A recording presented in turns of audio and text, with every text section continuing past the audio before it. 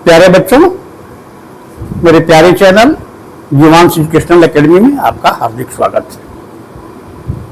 बच्चों, अपनी बात शुरू करने के पहले, अपने टॉपिक पर आने के पहले मैं आप लोगों से एक छोटी सी कहानी कहना चाहता हूँ। कहानी तो है छोटी सी, लेकिन इसका अर्थ बहुत ही व्यापक है। थोड़ा ध्यान से सुनिएगा। किसी गुरुकुल में पढ़ने वाले 3 विद्यार्थी बहुत तेजी से अपने घर की तरफ लौट रहे। संध्या का समय था, रात जल्दी ही होने वाली थी।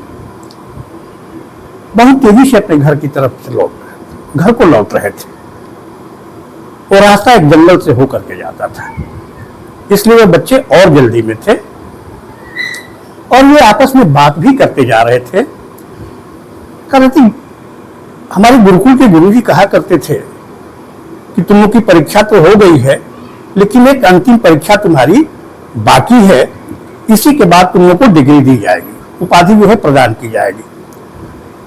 बच्चे खुश थे कि गुरुजी तो कहते थे कि एक अंतिम परीक्षा बाकी थी, वो तो हुई नहीं और हम लोग को डिग्री भी मिल गई। इसलिए जल्दी हम घर को निकल चलते हैं, क्योंकि रात हो जाएगी, जंगल का रास्ता है। जो ही कुछ दूर आगे बढ़े जंगल में, देखते हैं कि रास्ते पर कांटे बिखरे हुए हैं। 2 बच्चे तो निकल गए आगे, एक बच्चा था वहीं बैठकर उन कांटों को चुनने लगा, चुन करके रास्ते से हटाने लगा। इस पर दोनों छात्र बोले कि क्या कर रहे हो, बहुत जल्दी ही रात आ जाएगी, जंगल का रास्ता है, थोड़ा अभी दिन रहता है तभी ही अंधेरा छा जाता है, जल्दी चलो।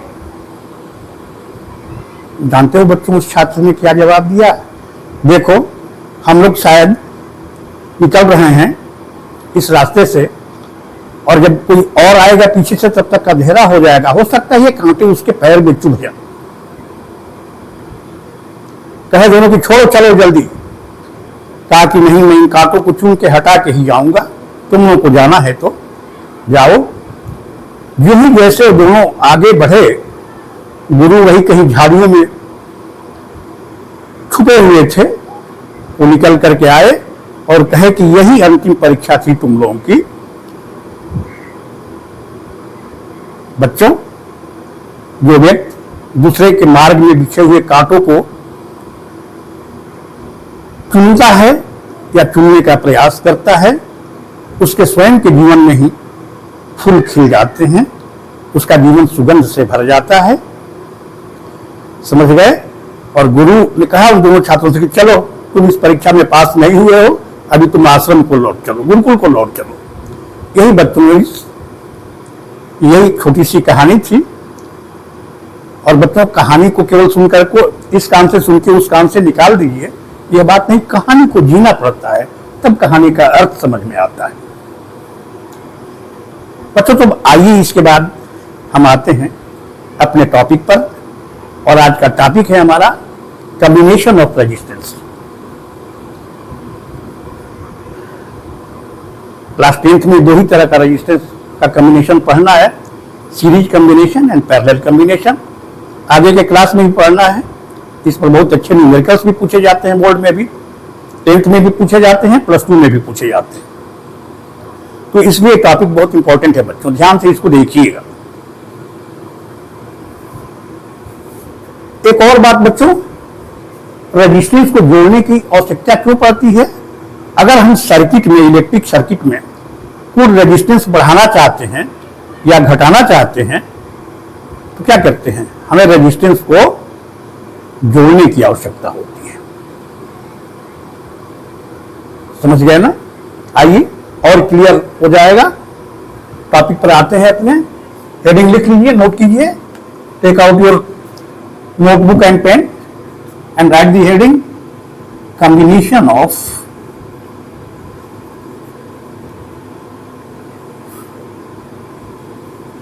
resistances.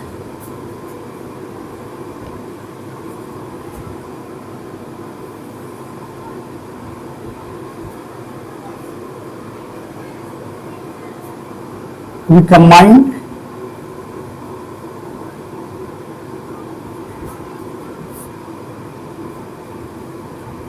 two or more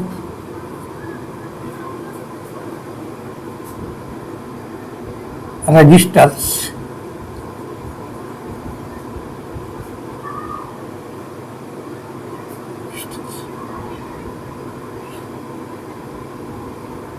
because due to control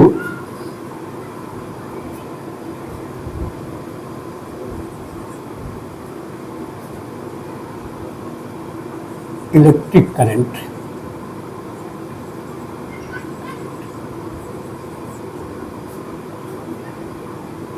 or resistance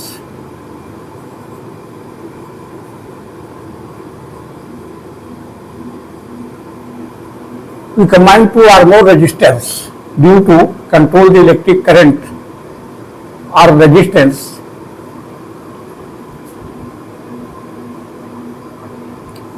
in the electric circuit.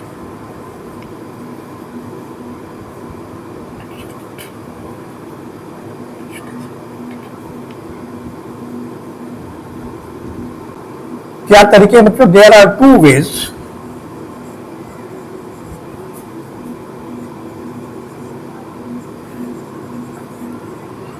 to combine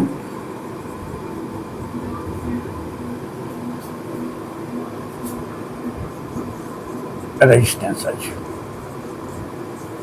प्रतिरोधों को जोड़ने के लिए दो तरीके, तीन तरीके हैं एक्चुअली बच्चों। मिक्स्ड कॉम्बिनेशन भी एक होता है जो प्लस 2 में पढ़ना है, इसमें नहीं पढ़ना है 10th में तुम्हें। होते तीन है लेकिन पढ़ना तो इसलिए मैं दो ही लिख रहा हूं यहां पे। सीरीज कॉम्बिनेशन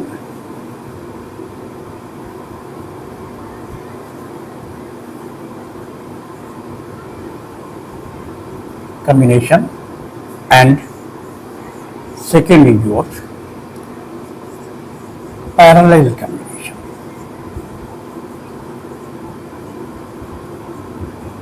बच्चों यही थोड़ा समझ जाइए, रजिस्टर और रेजिस्टेंस दो वर्ड आया है, दोनों में क्या अंतर है, कंफ्यूज मत होइएगा। रजिस्टर क्या है, resistor and resistance.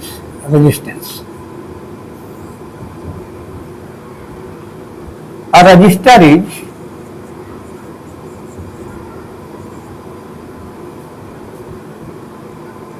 an electrical component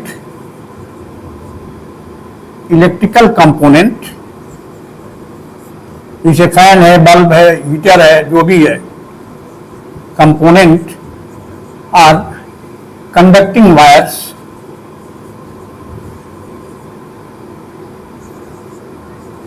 and resistance is the property or characteristic or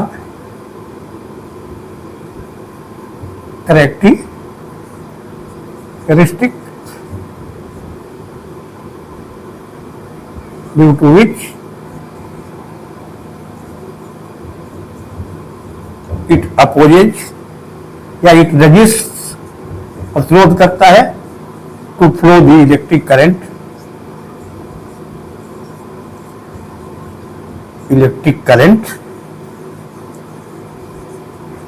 through it। बच्चों हम through it, बच्चों हमने पिछली वीडियो में पढ़ लिया है कि हर कंडक्टर का क्या है, रेजिस्टेंस जो है स्वाभाविक गुण है, ये किस पर डिपेंड करता है ये देख चुके हैं हम लोग पिछले वीडियो में। कंडक्टर के लेंथ पर, उसके एरिया और क्रॉस सेक्शन पर, nature of the material of the conductor, conductor किस मेटेरियल का बना हुआ है, और टेम्परेचर पर। ठीक बच्चों, तो इसको जरा नोट कर लीजिए। इसके बाद हम लोग एक एक करके पहले सीरीज कॉम्बिनेशन को डिस्कस करेंगे, इसके बाद पैरेलल कॉम्बिनेशन को डिस्कस करेंगे। ये नोट कर लीजिए पहले। तो आगे देखते हैं सीरीज कॉम्बिनेशन।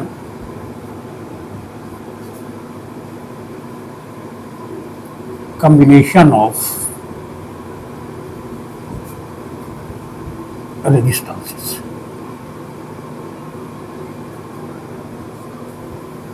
सबसे पहले इसकी प्रॉपर डिफिनेशन लिख लेते हैं, इसके बाद समझ लेते हैं।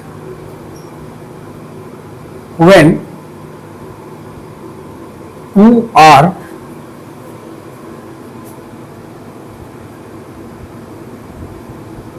more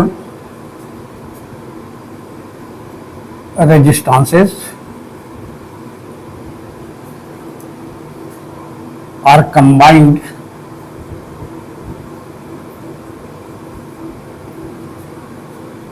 between any 2 points, between any 2 points of an electric circuit, of an electric circuit, in such a way that, in such a way that the current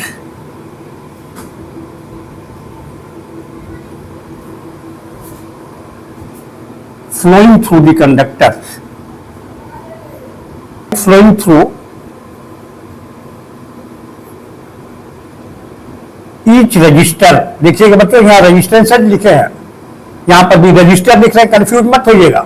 इसलिए पहले मैंने क्या अंतर है रजिस्टर और रेजिस्टेंस में, ये मैंने बता दिया है, नोट कर चुके हैं। Flowing through each resistor is the same but potential difference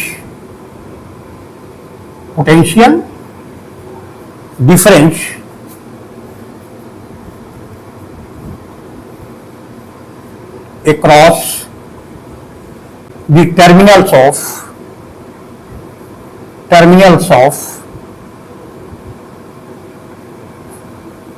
each register is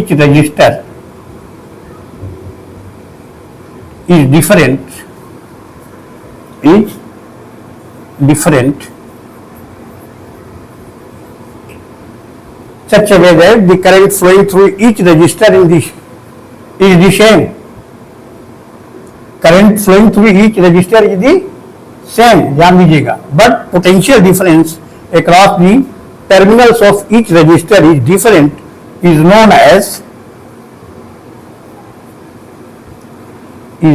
as series combination of resistances. Combination of resistances.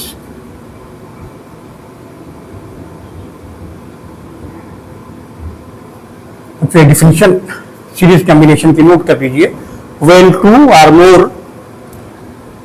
resistances are combined between any 2 points of an electric circuit in such a way that the current flowing through each resistor is the same, but potential difference across the terminals of each resistor is different, is known as series combination of resistances.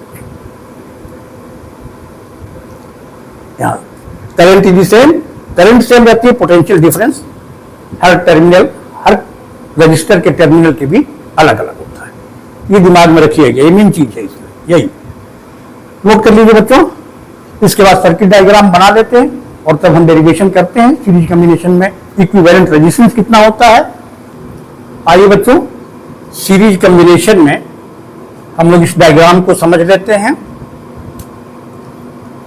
2 point A और B के बीच 3 registers जिनके resistance क्रमशः R1, R2 और R3 हैं, series में connect किए गए हैं। पॉइंट ए और बी के बीच में टोटल पोटेंशियल डिफरेंस कितना है? V, वोल्टमीटर से।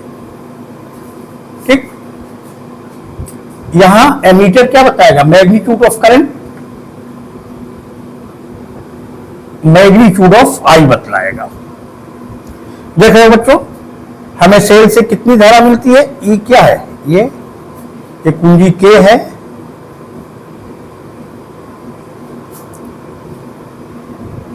We are getting current I from the battery. देख रहे हो 3 सेल की बैटरी है, देख रहे हो ना। करंट का डायरेक्शन किधर होता है? पॉजिटिव टर्मिनल से निगेटिव टर्मिनल के बीच। पढ़ चुके हैं पिछली वीडियो में, इलेक्ट्रॉनिक करंट और कन्वेंशनल करंट। तो बच्चों देखिए यहां प्रत्येक रेजिस्टेंस में क्या हो रही है, करंट जो फ्लो हो रही है सेम है, लेकिन पोटेंशियल डिफरेंस सब में क्या है, सबके सीरो के बीच, R1 के बीच V1 है, R2 के बीच V2 एंड R3 के बीच क्या है पोटेंशियल डिफरेंस, V3 है। और पॉइंट ए और बी के बीच टोटल पोटेंशियल डिफरेंस कितना है, D। समझ गए बच्चों? Now applying Ohm's law we can easily derive the value of equivalent resistance. समझ गए बच्चों? चलिए बच्चों थोड़ा सा जो यह है इसको लिख लेते हैं। और ऐसे सीरीज कम्युनिकेशन के लिए क्या चाहिए तो देखिए, रजिस्टर R1 का फर्स्ट टर्मिनल रेल से जुड़ा है, दूसरा टर्मिनल जो है इसका दूसरे रजिस्टर के फर्स्ट टर्मिनल से, और दूसरे रजिस्टर का दूसरा टर्मिनल जो है तीसरे रजिस्टर के फर्स्ट टर्मिनल से जुड़ा है, और तीसरे का क्या जुड़ा है, या फाइनली पॉइंट बी से जुड़ा हुआ है। समझ गए बच्चों? तो सीरीज में कंबाइन करने के लिए इसी तरह करना पड़ेगा, पहले का सेकेंड एंड दूसरे के फर्स्ट, दूसरे का सेकेंड एंड तीसरे के फर्स्ट, और पहले का इस पॉइंट ए से और तीसरे का पॉइंट बी से, ये सीरीज कॉम्बिनेशन। तभी इस तरह का हमें मिल सकता है कॉम्बिनेशन जिसमें करंट सेम हो और पोटेंशियल डिफरेंस हर रजिस्टर के टर्मिनल के बीच क्या हो, अलग अलग हो। मतलब थोड़ा सा लिख लीजिए, सपोज फिगर से तो है समझ गए होंगे आप। Suppose the 3 registers of resistances R1, R2 and R3 are connected in series between 2 points। जो फिगर में बस उसी को देख के लिखना है और कुछ अलग नहीं करना है, आराम से लिख सकते हैं आप अपनी लैंग्वेज में। Between 2 points A and B in series.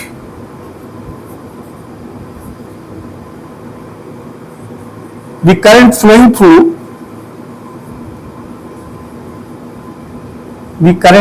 Through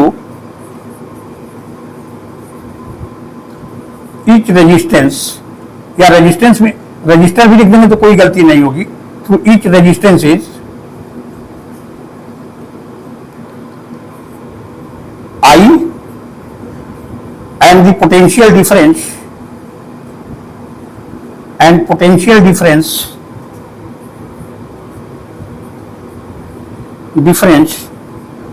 across the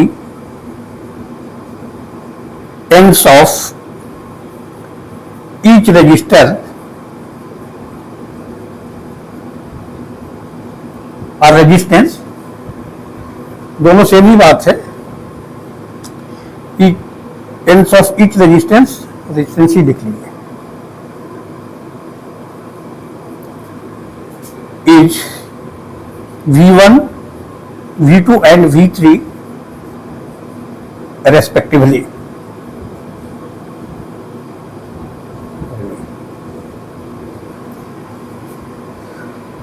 Potential difference across the ends of A and B,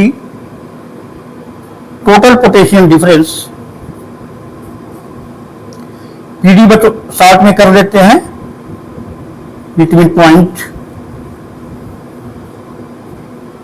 A and B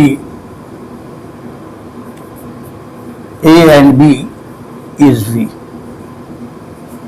note कर लीजिए बच्चों। तब इसके बाद हम लोग फार्मूले को डिराइव करते हैं। RS is equal to R1 plus R2 plus R3। बच्चों इसी फार्मूले को हम लोग को क्या करना है, RS का मतलब equivalent resistance in series combination, और हर रजिस्टर के रेजिस्टेंस की वैल्यू है R1, R2, R3 तीनों के। तो ये नोट कर लीजिए। इसके बाद हम लोग देखते हैं, इस फार्मूले को डिराइव करते हैं। Equivalent resistance in series combination RS is equal to the sum of the resistance of each resistor, that is RS equal to R1 plus R2 plus R3। देखिए ओम्स लॉ जानते हैं, पिछली वीडियो में पढ़ा है, by Ohm's law V is equal to I R. R1 के लिए क्या हो जाएगा, V1 इज इक्वल टू क्या हो जाएगा, आई R1। इसमें करंट आई है, पोटेंशियल डिफरेंस क्या है, अलग अलग है ना, V1 है तो V1 is equal to V2 क्या हो जाएगा, simply I R2 and V3 I R3 on combining 1, 2 and 3।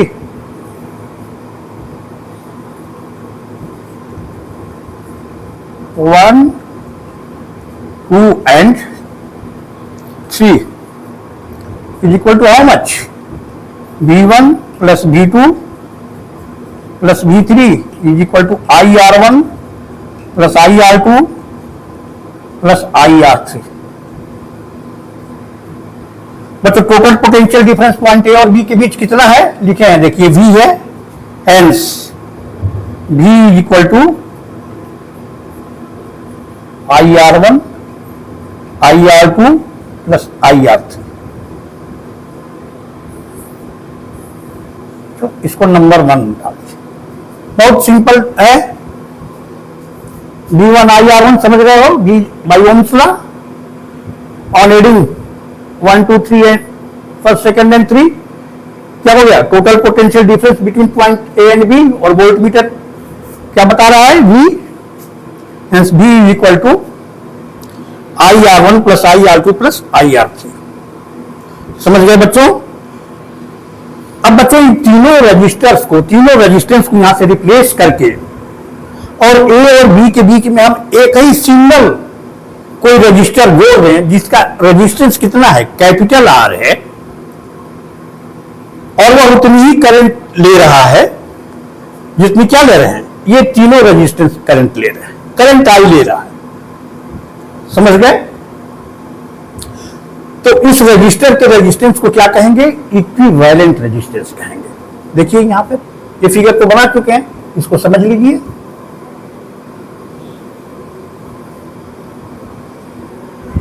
एक ही बच्चों, एक ही रजिस्टर तीनों की जगह पर, जिसका रेजिस्टेंस कितना है, R है, जोड़ दिया गया है, उसमें भी करंट क्या फ्लो हो रही है, वही आई फ्लो हो रही है। तब इस रेजिस्टेंस को क्या कहेंगे, R को हम तीनों रेजिस्टेंस R1 और R2 और R3 क्या कहेंगे, equivalent resistance. If all the three resistors are resistances,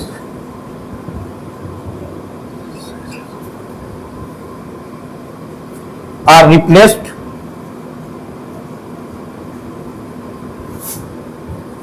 by a single resistor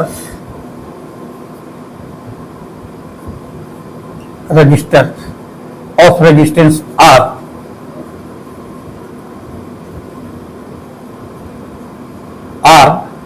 and it takes the same current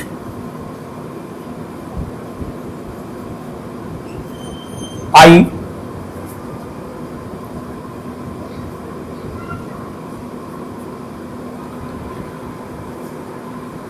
between point A and B, points A and B,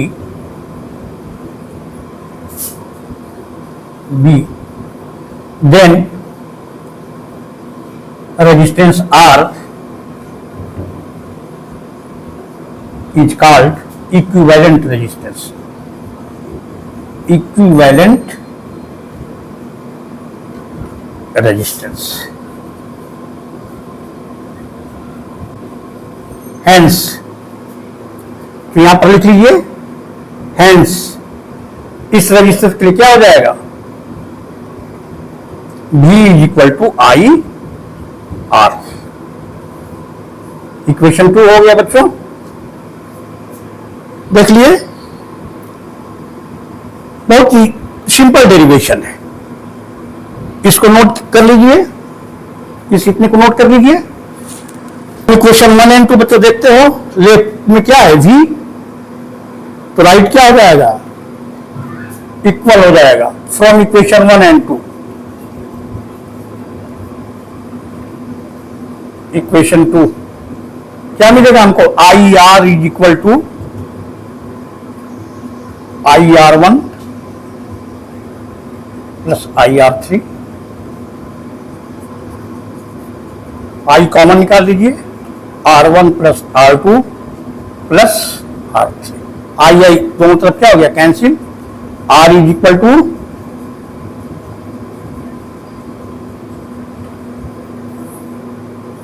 इस equivalent resistance को क्या है, क्योंकि series combination में equivalent resistance है, इसलिए R को हम लोग क्या कर दें, आर एस से रिप्रेजेंट कर दें, तब R S is equal to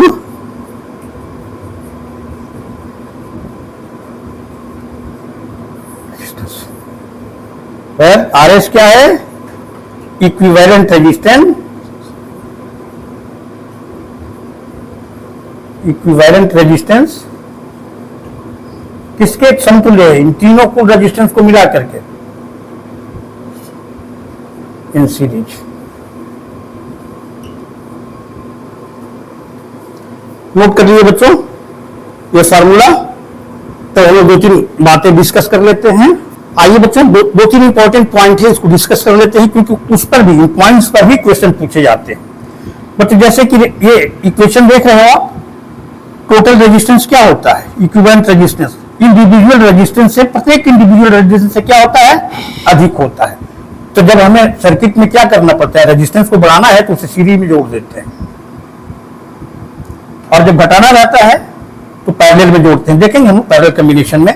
बच्चों ये रिलेशन जो है नोट्स में लिख लीजिए, this relation is not valid for only three resistors, it is valid for a number of resistances in series. This relation is valid not only for three resistors या three resistances,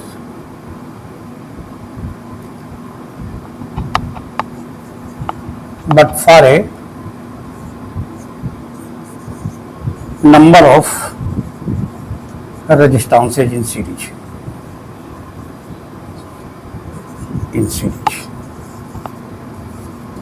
दूसरा point है बच्चों, equivalent resistance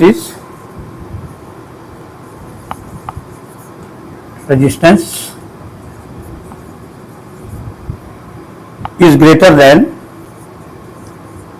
the individual